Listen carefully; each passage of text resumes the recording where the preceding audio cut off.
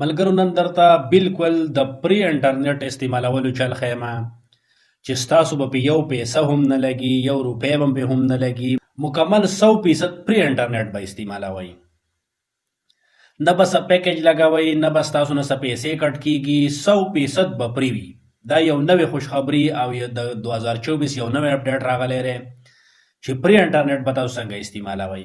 خو که زما په چینل باندې نوي یئ نو زما چینل سبسکرایب کړئ او د بیل آیکن د سره هم دباو کوي چې کومې نوې ویډیوګانې تاسو ته راځي نو د هغې نوټیفیکیشن به تاسو ته په وخت میلاویږي. نو ستاسو ټایم نه خرابوو، راځو د ویډیو سایټ ته.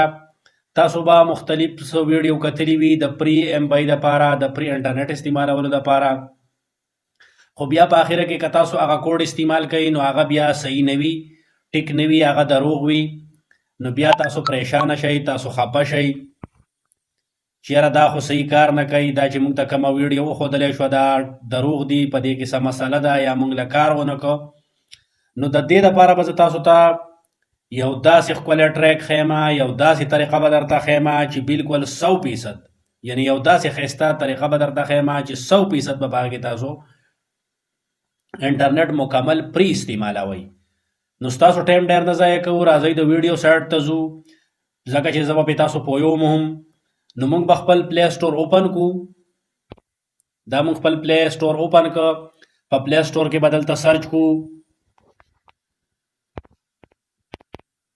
په پلی سټور کې به موږ سرچ کو جی ایس سمارټ پلس، یعنی دا صرف د جی ایس صارفینو دپاره دی چې جی ایس څوک استعمالوي، چا سره جی ایس سیم وي، تقریبا هر څوک جی ایس سیم استعمالوي.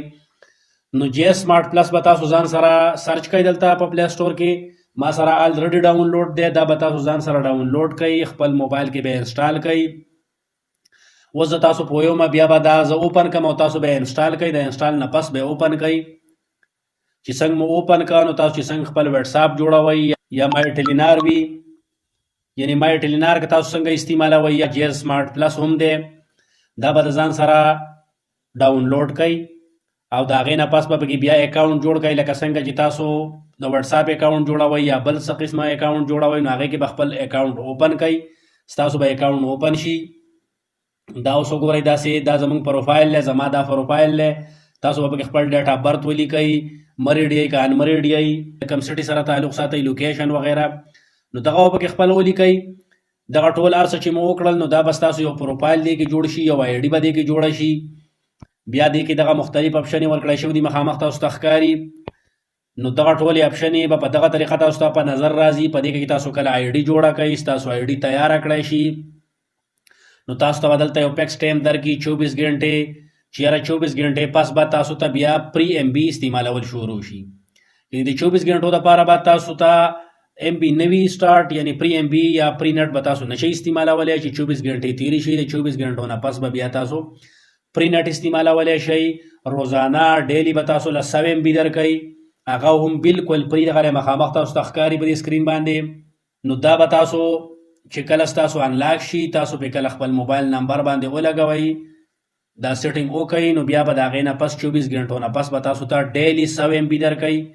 نو کله کله ټیک ده تاسو به اوس وایئ چې یاره دا 100 ایم بي خو ډېره کمه ده او دا تا موږ ته داسې ویډیو وکړه یا داسې، خو کله کله د سړي ضرورت شي 5 ایم بي هم ډېره وي د هغه دپاره چې هغه خپل کار پې وکړي، سړي سره بیلنس نه وي یا نور داسې څه مشکلات وي. نو دا بالکل 100 ایم بي پرې ورکوئ. نو په دې طریقه خپل اکاونټ جوړ کړئ. که څه قسمه مشکلاتو درته نو ما سره په کمنټ کې رابطه کولی شئ. مزید به مو پې هم زه پوهیوم. که ویډیو مو خوښه شوي نو د ملګرو سره یې شریکه کړئ چې نورو ملګرو ته هم پته ولګي او نور ملګري هم د دې نه پیدا واخلي. اوس ماله راکړئ اجازت. د لوی الله په امان.